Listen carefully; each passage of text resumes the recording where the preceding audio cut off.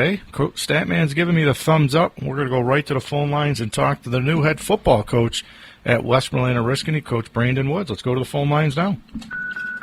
Hey, Coach, how are you? I'm doing good. How are you? Doing fantastic this morning. Appreciate you taking the time. Oh, absolutely. So, Coach, one thing I always say is it's always tough following a legend, and you're going to follow one in Coach Gates, who was there for a long time. I know Coach well. My family knows him quite well, as my dad came back to coach with Coach Gates for a little while. But what's it going to be like to follow kind of his footsteps and make your own stamp on the program? I'm looking forward to it. Coach Gates, over the years since I've been at Westmoreland, has become a close friend. He's definitely given me a lot of great advice. Even during the COVID year when I was actually teaching at Westmoreland, I got to help out with the football program. And he does such a great job of getting the kids, in the right places, just running an organization in the community. So I definitely sat down, had a lot of talks with him about, what I have to do, things that have to happen, things that he's always done.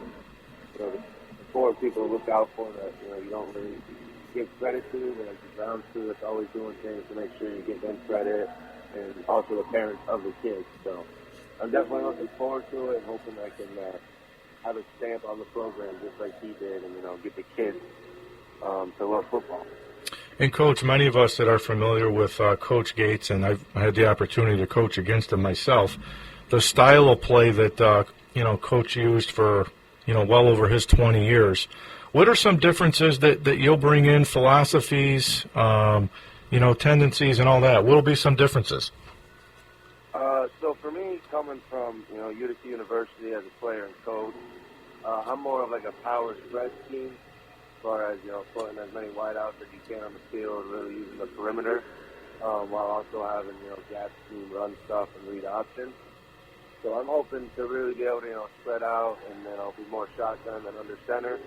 And, on defense, Coach Williams has always done a great job. We're looking to bring back a lot of the same stuff and maybe tweak it in our own way, as far as mixing in coverages and different kind of blitzes. But I'm definitely going to try and keep it a little similar to what they're used to. That way I'm not changing everything all at once. And, Coach, coming from UC and coaching with Coach Faziano, I know, he's had the coaching tree of guys that have went on to take over some high school programs, and, Coach Kramer at New Hartford, Coach McCoy over at Oneida, and Coach DeCola right here in Rome. What's it mean to you to join those guys, and what was it like to learn under Coach Faziano? I'm really excited. Coach McCoy I actually played with. They actually coached me for a year at Utica. A great guy. We've always stayed in contact. Coach Kramer also coached over at Utica. Coach DeCola, I don't know as well, but I've heard nothing but great things about him. I think for me, just being under Coach Faz and really learning how to run a program and how to create a culture is definitely going to benefit me.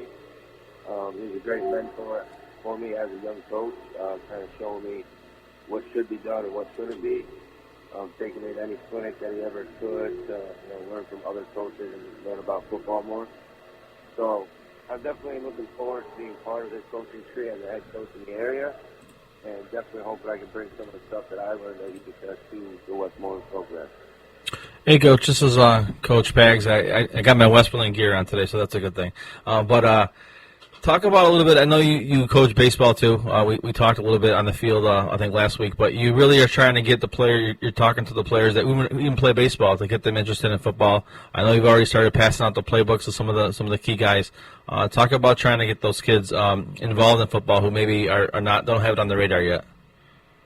Yeah, so I've been talking with a lot of kids, and thankfully being in Westmoreland for the last 2 years, I really got to know all of the kids, even the ones that weren't playing football or anything at the time. They're great kids, and I think they just wanted, someone to actually come talk and want them and give them that little extra nudge to play. There's definitely a lot of athletes between Westmoreland and Oriskany, a lot of great kids, and just getting them to learn, getting them to have the passion that I have for football and the desire and, want to show up and put in the work to, have a good season and be successful. So since, I've actually got appointed and it's been official talking with the kids, just bringing energy to them to get them excited about, when football's going to start, what it's going to look like this year, the drills we're going to do, the extra practices and things like that we can do to get prepared for when the training camp starts in August. Coach, last year and the last couple of years with, Westmoreland Oriskany beating Class C, this year I know the move's going back to Class D, and I've always said this, I think Class D is as good as any conference, Class AA all the way down to D. D's always been a good powerhouse football. So making the move back to D, I always said, I think that's where Westmo belongs. What's it mean to you? The program the last couple of years hasn't been the same, but coming in, taking over and moving back to Class D. What are your thoughts on that? I'm excited for it. I think being combined with Oriskany and being in Class D is more suitable for us. There's teams like Dodgeville, Mount Markham, Cada Meradia, Beaver River that are just great programs. And I completely agree with you. I think it's a very stacked class, just like the AA schools, the A schools, B schools. And we're definitely going to have our challenges along the way. We're ready to prepare our kids, and I think our kids are really ready to get to work and, prepared to go and face these teams. But I think it'll definitely be a better fit for us than being in Class C. Hey, Coach, I know you played in college, you've coached in college, but when you look at the schedule this year, what will be your thoughts, when you guys open up? I believe you guys are going to open up at Mount Markham on a Friday night at 7 o'clock, but what will be your thoughts as you head into your first game as the head coach at Westmoreland and Oriskany? I'm going to be really excited, especially to take these kids, and see all the work that they're going to put in over this summer in the weight room, on the field, and just see them go out there and put it all together and show them that, when you work hard and you do things extra, good things happen to you. And, make sure that they stay calm in the moments of the game, because there's always ups and downs, and just prepare that week leading up to the game. Well, Coach, I hope I get a chance to meet you in person, and we appreciate you coming on here this morning. As I told you on my message, I still got a lot of green and white clothes at home with the ties that we have to the program. Westmo's always been good to my dad and my family, so excited to meet you. Yeah, thank you. Thank you for having me on here, and I hope I get to see you at a game. Absolutely. We'll do it again soon, Coach. Thank you. Sounds good. Thank you. All right. Always tough to follow, a legend in Coach Gates that was there for a long time. And listen, one thing I can honestly say is when you have a young coach come in, you're going to get more excitement.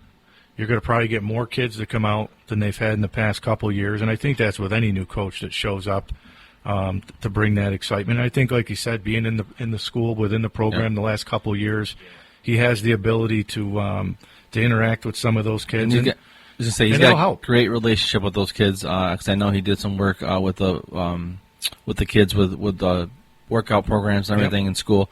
And he coaches baseball, so he has a lot of relationships with the kids already. So they already know his coaching style a little bit on the baseball end. So I think the Westmoreland got themselves a really good coach. Well, I know for the Westmoreland people over the years, the last 20 years, to watch Westmoreland football, they've always been known for the midline option.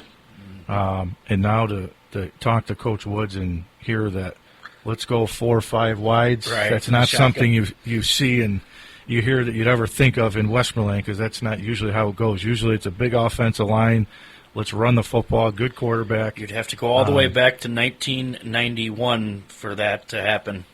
For them to be in a run-and-shoot offense was what Coach Holmes ran the last 2 years that he coached there. Yeah, I think that was actually my dad's year before. I think that was my dad's last year before he left Westmoreland. So hopefully we'll get a chance to meet Coach Woods. I know we'll talk to him again before the football season gets started. But we're going to